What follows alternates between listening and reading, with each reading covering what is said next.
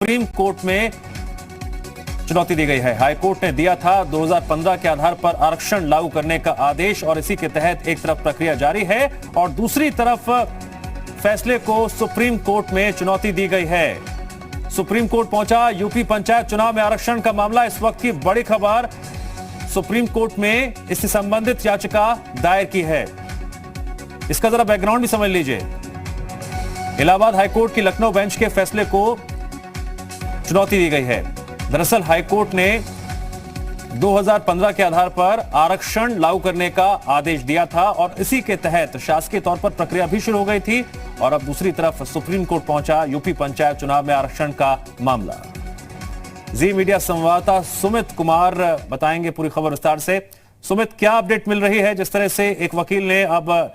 High court के फैसले को सुप्रीम कोर्ट में चुनौती दी है यूपी पंचायत चुनाव में आरक्षण के मामले को लेकर? जी बिल्कुल, देखिए दिलीप कुमार शख्स की ओर से ये याचिका लगाई गई है, जिसकी पैरवी वकील अमित कुमार की ओर से ये याचिका लगाई गई है सुप्रीम कोर्ट में और सीधे तौर पर लखनऊ पीठ के फैसले को यहाँ सुप्रीम कोर्ट में चैलेंज किया गया है और कहा गया है कि जिस तरह से लखनऊ बेंच ने कहा था कि इस पूरे मामले में पंचायत में 2020 के आरक्षण फॉर्मूले को जो है हाईकोर्ट ने खारिज कर दिया था और कहा था कि 2015 के अनुसार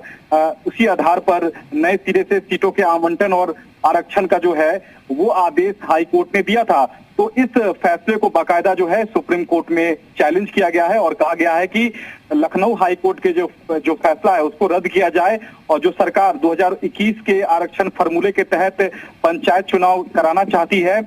उस अनुसार जो है वो कराया जाए। तो कहीं ना कहीं सरकार के हक में एक तरह से ये याचिका है। हालांकि बताया ये भी जा रहा है कि राज्य सरकार भी सुप्रीम कोर्ट का रुख कर सकती है, क्योंकि इस पूरे केस में हाई कोर्ट की जो लखनऊ बेंच है वो 27 मार्च तक पूरी कार्रवाई जो है वो आरक्षण की पूरी कार्रवाई करने को कहा था और साथ ही हाईकोर्ट ने चुनाव की प्रक्रिया 25 मई तक पूरा करने का जो आदेश दिया था वो इस तमाम फैसले को यहाँ सुप्रीम कोर्ट में लाया गया है। क्या ऐसे में है कि याचिका पर जो भी फैसला आएगा उससे पंचायत चुनावों की तारीखों पर भी असर पड़ता है?